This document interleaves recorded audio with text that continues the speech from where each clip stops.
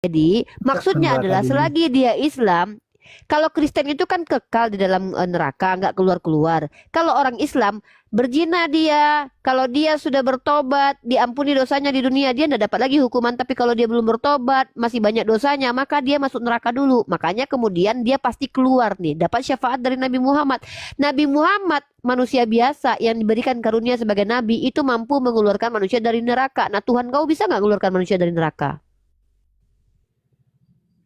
Nggak bisa, nggak ada gunanya Tuhan kayak gini. Oh, jadi maksudnya Nggak masuk neraka dulu bisa. nanti baru ke surga gitu. Oh, kalau orang yang memang dosanya belum bertobat di dunia ya pastilah. Di neraka dulu baru naik Oh ke surga. iyalah, enak aja berdosa terus nggak masuk neraka. Kau pikir kayak Tuhan, kayak agama kau, mentang-mentang Iya. percaya Tuhan kau mati terus tiba-tiba masuk surga melenggang walaupun dosanya banyak. Nggak bisa. Kau pikir Tuhan kami apa? Nggak bisa kayak gitu. Kalau kau berzina, membunuh, lalu kau tidak bertobat kemudian. Saya tidak temukan ayat di dalam Al-Quran, ya, di mana Nabi Muhammad diberikan otoritas untuk mengambil orang di dalam neraka. Tidak ada. Nah, bahkan ada satu selawatan yang wajib mereka baca. Allahumma sholli ala Sayyidina Muhammad wa ala alihi Sayyidina Muhammad wa ala ashabihi Sayyidina Muhammad. Ya Allah, berikanlah salam sejahtera kepada Nabi Muhammad dan berikanlah salam sejahtera kepada sahabat Muhammad dan berikanlah salam sejahtera kepada keluarga Muhammad. Itu yang ada Bapak Ibu. Dalam surah Az-Zumar 44, katakanlah sesungguhnya syafaat itu milik Allah semuanya. Dia kepunyaannya lah kerajaan langit dan bumi. Kemudian kepadanya lah kamu dikembalikan. Nah, bagaimana dengan hadis yang dibacakan oleh si Uniripa tadi? Nah, silahkan Bapak Ibu tulis sendiri ya di kolom komentar. Al-Baqarah 48. Wattaqu yawman la tajzi nafsun an nafsin syai'aw wa la yuqbalu minha syafa'ah wa la yu'khadhu minha 'adlu wa la hum yunsarun.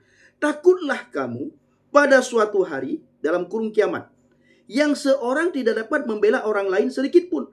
Syafaat dan tebusan apapun darinya tidak diterima dan mereka tidak akan ditolong. Nah, silakan Bapak Ibu tulis di kolom komentar apa yang Bapak Ibu dapatkan. Komentarlah dengan bijak, komentarlah dengan baik. Jadi apa yang disampaikan oleh Uniripa tentang syafaat, bagaimana dengan Al-Baqarah 48. Haleluya, haleluya, haleluya. Assalamualaikum warahmatullahi wabarakatuh. Salam Aki. Aku kabarkan Injil keselamatan. Bapak Ibu dan Tuhan, ketemu lagi dengan saya Evangelis Abraham Effendi Usman. Bagaimana kabar Bapak Ibu semua? Tentu luar biasa. Yes, yes, wow. Kita itu sangat istimewa. Nah, saudaraku, para pencinta jela bahagia dan para pengikut Yesus yang setia, bagaimana tanggapan kita semuanya setelah kita sama-sama melihat cuplikan video tersebut, di mana polemikus Muslim dalam hal ini adalah Uniripa. Duet bersama dengan Yonatan Nandar, Endang Sunandar, Bapak Ibu ya. Tiap pagi, tiap siang, tiap sore, tiap malam, tiap saat, tiap waktu, kalau buka komal pasti bahas Alkitab, Bapak Ibu. Kenapa? Karena Alkitab itu enak dibahas, enak dipahami, mudah dimengerti karena sudah diterjemahkan ke dalam berbagai bahasa Ibu. Bapak Ibu, kalau sulit firman Tuhan dipahami oleh manusia, maka manusia tersebut sangat sulit memahami tentang Tuhannya. Maka kita bersyukur kepada Tuhan di mana Alkitab tidak pernah melarang kita umat manusia, khususnya orang-orang yang percaya kepada Tuhan, melarang untuk menerjemahkan Alkitab ke dalam berbagai bahasa Ibu. Tidak ada satupun larangan. Makanya seandainya Alkitab hanya satu bahasa, katakanlah bahasa Italia.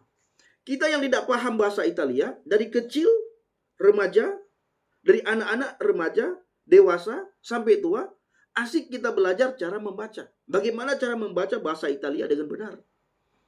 Begitu sulit kita memahami bahasa, sehingga tidak sampai pikiran kita, tidak sampai pemahaman kita tentang Tuhan. Sulit kita pahami tentang Tuhan. Sulit kita mengerti tentang Tuhan. Cara baca pikiran Tuhan saja kita tidak bisa. Cara baca kalamnya Tuhan saja kita tidak bisa. Cara baca firman Tuhan saja kita tidak bisa, Bapak Ibu. Nah, saudaraku, supaya dianggap hebat, dianggap punya pengetahuan yang tinggi, mau tidak mau mereka harus bahas Alkitab hari-hari ini. Pagi kita buka TikTok, kita lihat komen mereka bahas Alkitab. Siang bahas Alkitab. Sore bahas Alkitab. Malam bahas Alkitab. Tengah malam bahas Alkitab. Besok lagi bahas Alkitab. Tiap saat, tiap waktu bahas Alkitab. Ya, jadi luar biasa Bapak Ibu. Alkitab itu primadona di bangsa dan negara ini. Saudaraku dikasih Tuhan, kita lihat tadi bagaimana Yuniripa dengan bangganya mengatakan bahwa nabi dia bisa mengambil umatnya yang sudah masuk neraka untuk dikeluarkan, diberikan syafaat. Saya lama di dalam agama Uniripa Bapak Ibu. Saya belum menemukan ada satu ayat Al-Quran yang memberikan otoritas kepada Nabi Muhammad sehingga Nabi Muhammad bisa mengambil umatnya di dalam neraka. Ya, sehingga Nabi Muhammad bisa memberikan syafaat kepada umatnya. Saya belum temukan ada ayat di dalam Al-Quran. Yang dibahas oleh si Uniripa tadi itu hadis. Kalau kita melihat Bapak Ibu, Al-Quran itu lebih tinggi derajatnya daripada hadis. Karena Al-Quran itu perkataannya Tuhan yang diimani oleh si Uniripa. Sementara hadis itu perkataan Nabi Muhammad. Nabi yang diimani oleh si Uniripa, Nandar, dan kawan-kawannya. Nah, bahkan dengan congkaknya, dengan sombongnya, si Uniripa berkata bahwa bisa nggak Tuhanmu itu, Yesusmu itu, bisa mengambil umatnya dari neraka? Itu pertanyaan orang bodoh. Pertanyaan orang yang tidak pernah baca Alkitab. Belum ada satupun ayat di dalam Alkitab dari Kejadian sampai Wahyu, orang yang percaya kepada Yesus itu masuk neraka. Bagaimana cara Yesus mengambil umatnya di neraka? Sementara tidak ada satupun pengikut Kristus yang masuk neraka. Orang bodoh menuntun orang bodoh.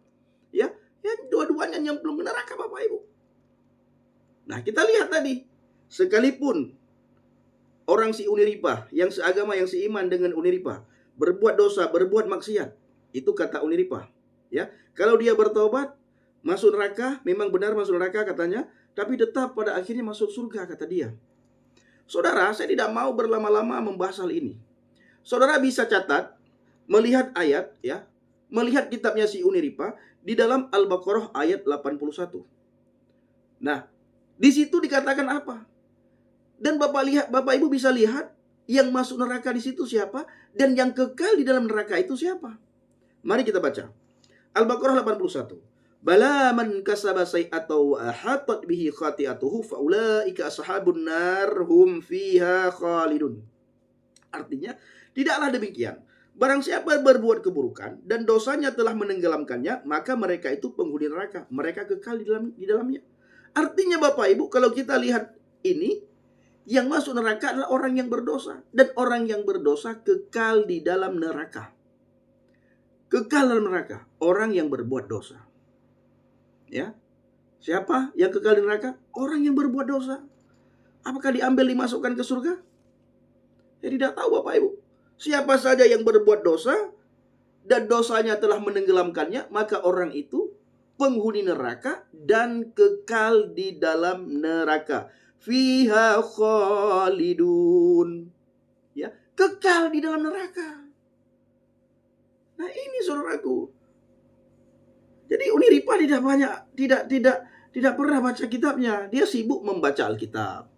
Sehingga dia lupa memahami, mengerti kitabnya. Lupa dia membaca kitabnya. Tapi dia ingin samakan dengan Yesus. Ya tidak sama Bapak Ibu. Tidak sama. Kenapa tidak sama? Karena semua otoritas, baik di surga maupun di bumi, telah diberikan kepada Yesus. Itu kata Alkitab. Di dalam Injil Matius 28 ayat 18. Yesus mendekati mereka dan berkata, kepadaku telah diberikan segala kuasa di surga dan di bumi. Itu kata Yesus. Belum ada satupun nabi dan rasul dan utusan yang mengatakan kepada umatnya, kepadaku telah diberikan segala kuasa baik di surga maupun di bumi. Hanya Yesus Bapak Ibu. Kenapa Yesus mengatakan seperti itu? Kalau kita lihat Injil Yohanes 1 ayat 1, firman Tuhan berkata, pada mulanya adalah firman, firman itu bersama-sama dengan Elohim, dan firman itu adalah Elohim. Jadi Yesus datang dari diri Bapa. Maka segala kuasa, segala otoritas, baik di surga maupun di bumi, telah diberikan kepadaku, telah diberikan kepada Yesus Kristus, Yeshua HaMashiach. Tidak pernah diberikan kepada yang lain. Tidak pernah diberikan kepada pribadi-pribadi yang lain, dan tidak pernah diberikan kepada nabi, rasul, dan utusan yang lain. Kenapa Bapak Ibu? Karena utusan yang lain, nabi yang lain, rasul yang lain, itu berasal dari dunia ini. Berasal dari benih manusia. Sementara Yesus Kristus itu benih ilahi yang dikandung oleh Maria, Bapak Ibu. Maka saya ingin katakan kepada kita semuanya dengan cara pandang yang berbeda, yang sangat berbeda, yang dibahas oleh orang lain. Sekalipun, ini pandangan saya, sesuai dengan Alkitab, sekalipun Bapak Ibu, dalam wujud manusia, Yesus Kristus, segala kuasanya itu sama dengan Bapa di surga. Otoritasnya itu sama, Bapak Ibu. Karena semuanya diberikan, baik di surga maupun di bumi, tanpa terkecuali. Tidak ada satupun yang tidak diberikan, semua diberikan. Semua kuasa, semua otoritas itu diberikan kepada Yesus, dan Yesus berkata kepada para murid dan kepada kita semuanya hari-hari ini yang membaca Injil Matius 28 ayat 18. Kepadaku telah diberikan segala kuasa, baik di surga maupun di bumi. Telah diberikan. Makanya Bapak Ibu, sekalipun Yesus Kristus dalam wujud manusia, dalam hal otoritas, dia setara dengan Bapa. Karena otoritas Bapa diberikan juga kepada Yesus. Makanya Yesus berkata, Ana wal abi wahid, aku dan Bapa adalah satu. Makanya Yesus Kristus itu Mesias, juru selamat. Kenapa juru selamat? Karena dia berasal dari dalam diri Bapa. Maka semua kuasa dan semua otoritas itu telah diberikan kepada dia, baik di surga maupun di bumi ini. Semua otoritas, semua kuasa, segala otoritas, segala kuasa. Jadi sekalipun dalam wujud manusia, dia punya kesetaraan juga dengan Bapa. Ya, punya kesetaraan dengan Bapa. Makanya dia berkata, kalau engkau melihat aku, maka engkau melihat dia yang mengutus aku. Itu dia, saudaraku. Jadi otoritas-otoritas Bapa dimiliki oleh Yesus. Segala otoritas di surga, segala kuasa di surga telah diberikan kepadaku. Ku di sini adalah Yesus, yang berkata di ayat tersebut juga Yesus. Dia berkata kepada para murid, dan dia berkata kepada kita hari-hari ini. Maka kita harus jeli ketika melihat Alkitab, ketika kita membaca Alkitab. Sekalipun dalam rupa manusia, dia punya otoritas yang sama dengan Bapa di surga. Apa dasarnya Bang Pendi? Itu Matius 28 ayat yang ke-18. Maka Yesus di ayat yang lain berkata apa kepada kita? 2-3 orang berkumpul dalam namaku, di situ aku hadir. Ya. Di mana saja ada orang yang berkumpul dalam nama Yesus, di situ Yesus hadir. Artinya Bapak Ibu, dia juga omnipresent. Dia maha hadir. Nah, ini yang tidak diketahui oleh banyak orang. Kenapa mereka tidak ketahui? Karena Roh Kudus tidak ada dalam hatinya. Jadi mereka memahami Alkitab hanya punya satu maksud dan tujuan, untuk mengolok-ngolok Alkitab. Jadi ketika Uniripa mengatakan, Bapak Ibu, apakah Tuhanmu yang kau anggap, Yesus Kristus yang kau anggap Tuhan, bisa mengambil engkau dari neraka? Ya, tidak akan bisa mengambil dari neraka, karena tidak ada orang Kristen yang masuk neraka. Alkitab mencatat Bapak Ibu, dari Kejadian sampai Wahyu, ya, tidak ada satupun orang Kristen yang masuk neraka. Makanya setiap orang yang percaya kepada Yesus Kristus sebagai Tuhan dan Juru Selamat, orang itu dipimpin oleh Roh Kudus.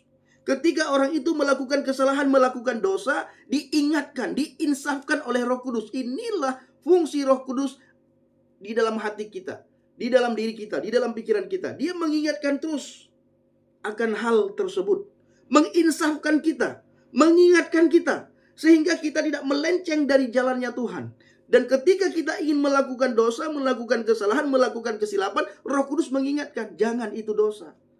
Tetapi orang Kristen yang hanya Kristen KTP, dia tidak mau tahu dengan Alkitab, tidak pernah ke gereja, ya harus bertobat. Ya, jangan jadi Kristen tahunan. Jangan hanya jadi orang Kristen yang tahunan, setahun sekali ke gereja, hari Natal ke gereja. Jangan. Ya. Ciri-ciri orang Kristen itu apa Bang Pendi? Yang pertama, orang itu ke gereja beribadah. Orang itu memuji Tuhan, memuliakan, meninggikan, mengagungkan kebesaran Tuhan. Orang tersebut baca Alkitab. Orang tersebut berdoa. Bila hal ini tidak saudara dapatkan pada orang Kristen, itu orang Kristen KTP. Hanya ngaku-ngaku Kristen. Tapi pada dasarnya, pada hakikatnya, orang itu bukan orang Kristen, bukan pengikut Kristus. Hanya mengaku-ngaku saja orang Kristen. Orang-orang seperti itulah menjadi batu sandungan. Makanya hari-hari ini harus bertobat. Kita semuanya harus bertobat. Harus dalam pertobatan terus. Agar mudah kita berdoa. Mudah kita memuji Tuhan. Mudah kita memuliakan Tuhan. Mudah kita memahami firman Tuhan. Karena ini Bapak Ibu isi hati Tuhan. Ini pikiran Tuhan.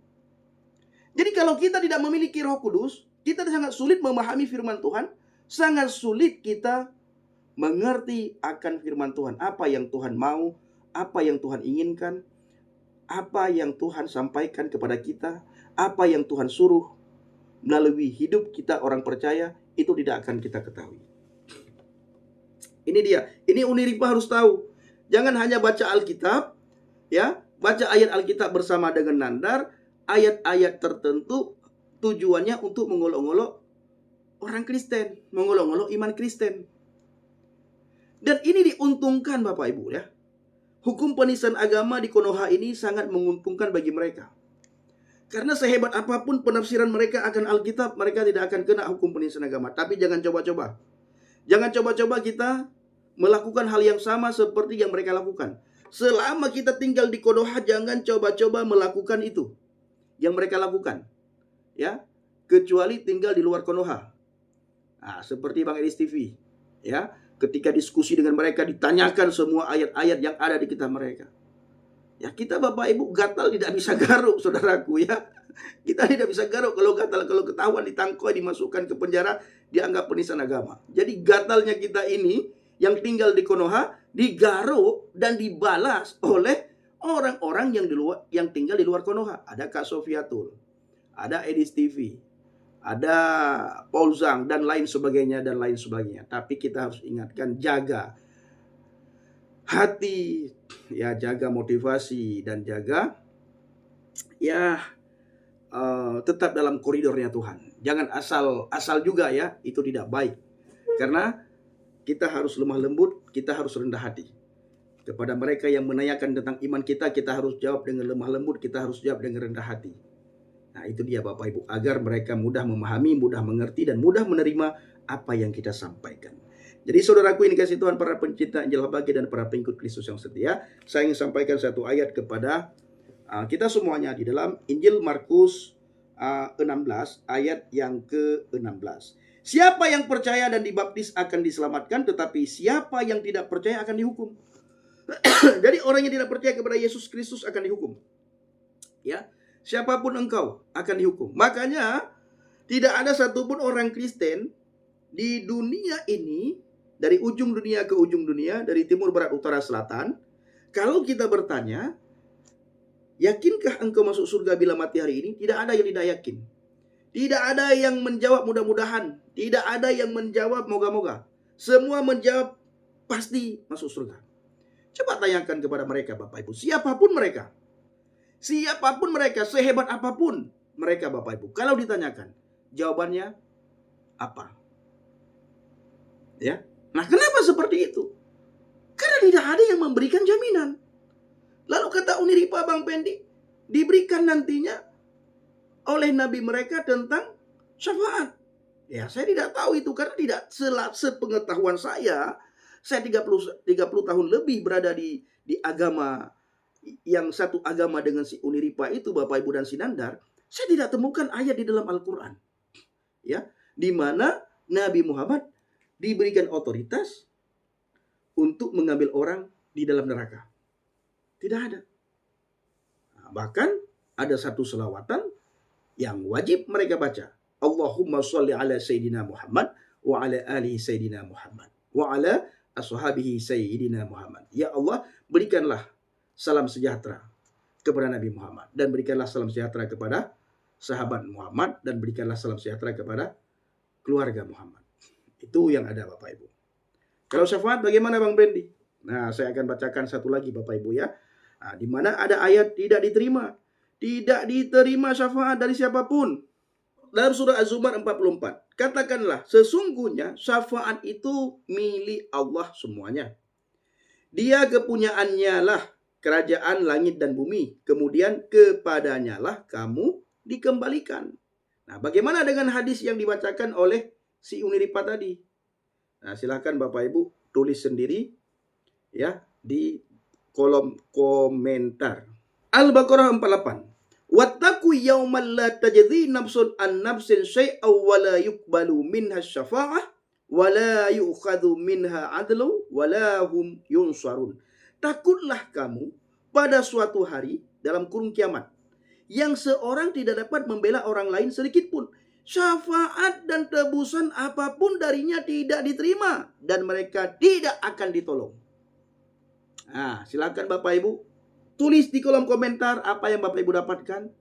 Komentarlah dengan bijak, komentarlah dengan baik. Jadi apa yang disampaikan oleh Uniripa tentang syafaat, bagaimana dengan Al-Baqarah 48. Wattaqu yawman la tajzi nafsun an nafsin syai'aw wa la yuqbalu minha syafa'ah wa la yu'khadhu minha 'adlu wa la hum yunsarun. Takutlah kamu pada suatu hari dalam kurung kiamat yang seorang tidak dapat membela orang lain sedikit pun. Syafaat dan tebusan apapun darinya tidak diterima dan mereka tidak akan ditolong. Saya tidak akan mentafsirkan, saya baca bil lughah al arabiyah lalu saya baca terjemahannya. Selanjutnya Bapak Ibu yang menilai sendiri. Saya hanya ingin berpesan bahwa berpegang teguhlah pada firman Tuhan. Iman kita bukan apa kata mereka, iman kita bukan apa tafsiran mereka.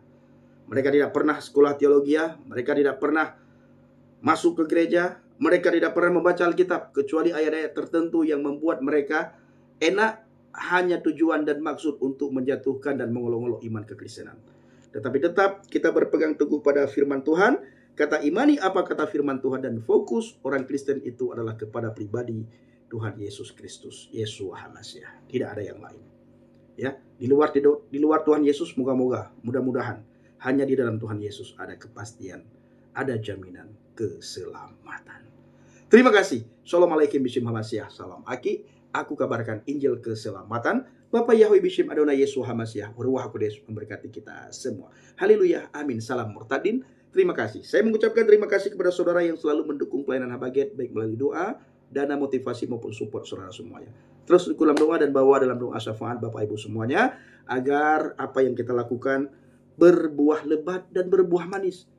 Bukan saja berbuah lebat, tetapi lebat, manis, enak dilihat, enak dirasakan.